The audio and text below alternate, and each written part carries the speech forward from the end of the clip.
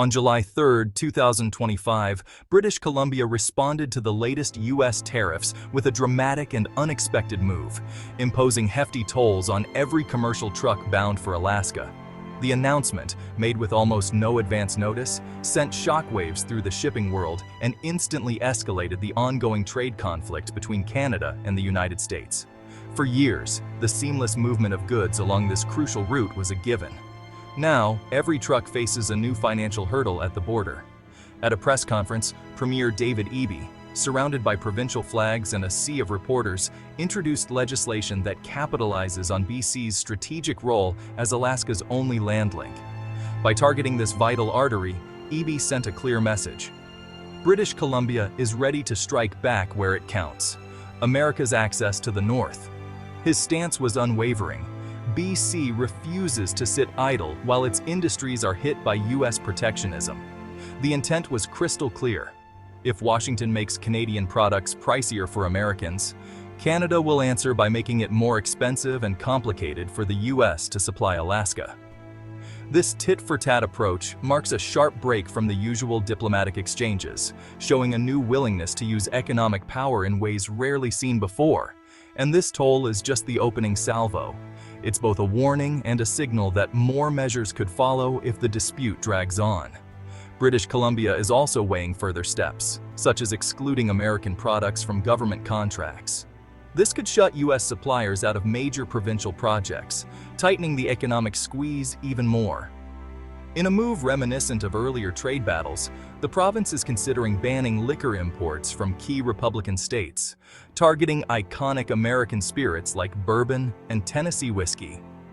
The province is shifting from quiet diplomacy to direct economic action, ushering in a more confrontational stage of the trade fight. Lawmakers are locked in heated debates, and protests are starting to appear at border crossings, highlighting the rising tensions on both sides. But putting the toll into practice is no simple task. There are major legal and logistical hurdles, especially under the United States-Mexico-Canada Agreement, or USMCA. Concerns range from possible lawsuits to the complexity of toll collection and the threat of U.S. retaliation. Despite these challenges, BC officials remain steadfast. They view these actions as essential to defending the province's economy and supporting Canadian workers and businesses. Behind the scenes, negotiations are intense, with leaders determined to present a united front. The announcement has sent shockwaves through North American supply chains, revealing just how interconnected the Canadian and U.S. economies truly are.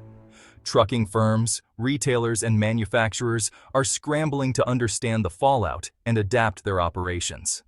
The Alaska Highway, once a symbol of cross-border unity and wartime cooperation, now finds itself at the heart of an economic showdown. What was once a link between allies has become a bargaining chip in a high-stakes dispute. As British Columbia prepares its legislative arsenal, businesses and everyday people on both sides of the border are bracing for the fallout. Many are left to wonder if this bold strategy will bring the U.S. back to the negotiating table, or only deepen the divide. The uncertainty is real, with jobs and local economies hanging in the balance. The stakes are enormous.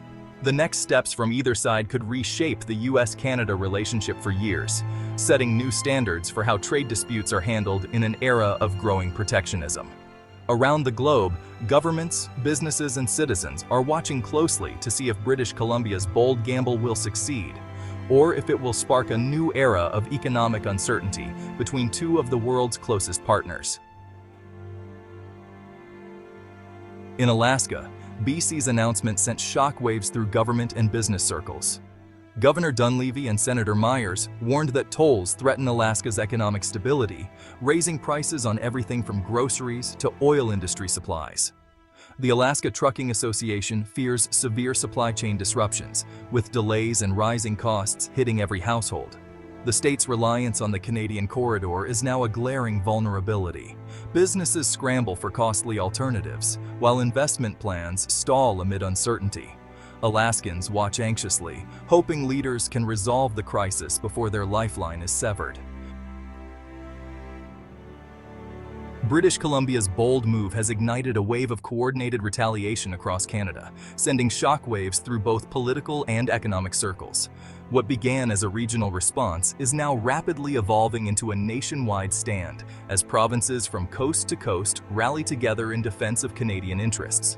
Ontario, Canada's economic powerhouse, is now eyeing surcharges on U.S. industrial components and considering new restrictions on public contracts for American firms. These measures are designed not only to protect local industries, but also to send a clear message to Washington. Canada will not be taken for granted. The Buy Canadian movement is gaining momentum in Ontario's bustling markets, as citizens and businesses alike look for ways to support homegrown products. Even in the far north, Yukon is weighing its own pressures, demonstrating a rare sense of national solidarity. Local leaders are exploring options to support the broader Canadian response, showing that this issue resonates from the largest cities to the smallest border towns. The response is fueled by mounting frustration with recent U.S. trade policy and rhetoric, which many Canadians see as a betrayal of a historic alliance. Protests at border crossings and passionate displays of patriotism reflect a growing sense of urgency and disappointment. Grassroots boycotts are spreading, with Canadians removing U.S. products from store shelves and canceling travel plans south of the border. For many, the dispute is no longer just about policy. It's become deeply personal, affecting daily choices and family traditions. These actions highlight the deep integration of U.S.-Canada supply chains. Every delay at the border, every canceled shipment ripples through both economies. Pain on one side means pain on both. The stakes are high for workers, businesses, and communities that rely on cross-border trade. Despite the risks, provinces are standing firm. They hope to avoid a full-blown trade war, but leaders and citizens alike are prepared to endure hardship if that's what it takes to defend Canadian interests and values. Presenting a united front, Canada's leaders are working together across party lines, aiming to force Washington to reconsider its approach. The message is clear: Canada is united, resilient, and determined to protect its sovereignty. The ultimate goal remains a diplomatic solution, but Canada is making it clear: it won't back down. The country is ready to negotiate, but not at the expense of its principles or its people. The stakes are national, and the world is watching closely as Canada stands its ground in this high-stakes dispute, determined to shape its own future. Amid political tension, ordinary Canadians are working to keep personal ties strong. Some see trips to Alaska as informal diplomatic missions, reassuring American friends that politics don't define their relationships. At the Buckwheat International Ski Classic, Canadians turned out in force, choosing camaraderie over conflict. The event was festive and apolitical, a reminder that shared traditions can outlast political storms. These acts of citizen diplomacy show that the U.S.-Canada bond is built on millions of friendships, not just treaties. While governments clash, people quietly insist on peace and neighborliness. Across Canada, frustration with U.S. tariffs runs deep. Many see the measures as an unfair attack on a loyal ally, damaging decades of goodwill. The phrase, "a slap in the face," echoes in media and daily conversation. Canadians are responding with boycotts of American goods and canceled vacations. A principled stand, not just economic retaliation. Yet, most distinguish between U.S. policies and the American people, determined to preserve cross-border friendships. The hope is that this tension is temporary, and the historic partnership will endure. Canadians are balancing national pride with genuine affection for their neighbors. The outcome will test the resilience of one of the world's closest relationships. For border towns, the tariffs are a direct threat to daily life. Generations of easy cross-border movement for work, shopping, and family are now at risk. Small businesses fear losing Canadian customers. Families worry about rising costs. The unique binational culture of these communities is under threat from policies made far away. Residents feel like collateral damage, anxious that their way of life could be lost. As the political storm gathers, they hope their communities won't become casualties of the conflict. The tariffs threaten industries built on cross-border supply chains, auto manufacturing, fishing craft, brewing, and more. A single car part might cross the border multiple times. New tariffs mean higher costs and chaos. Maine's lobster industry and the craft beer scene both face disruptions, hurting workers on both sides. Even supporters of past trade policies now worry about local economic fallout. The uncertainty is paralyzing investment and growth, with businesses caught in a shifting landscape. The pain will be shared. There's no way to punish one side without hurting the other. The future of North American industry hangs in the balance.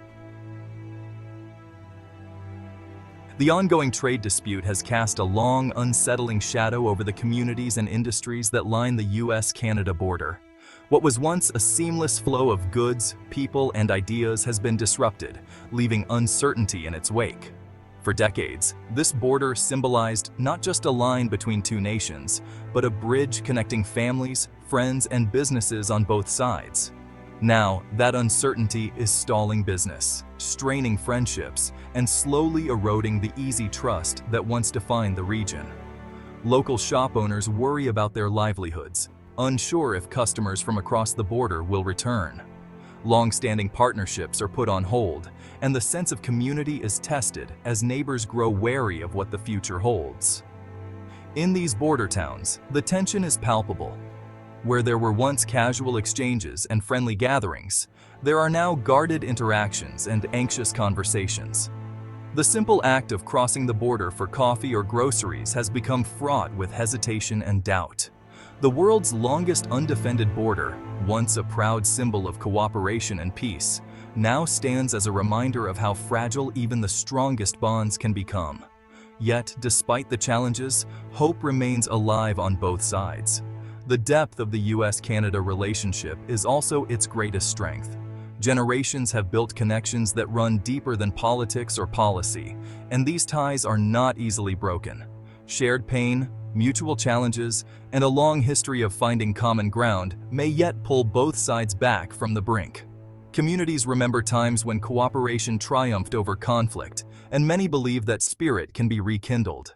Now, leaders on both sides face a critical choice. Will they escalate the conflict, risking further division, or will they reaffirm a partnership that has been carefully built over more than a century? The world is watching, and so are the people whose lives depend on their decisions.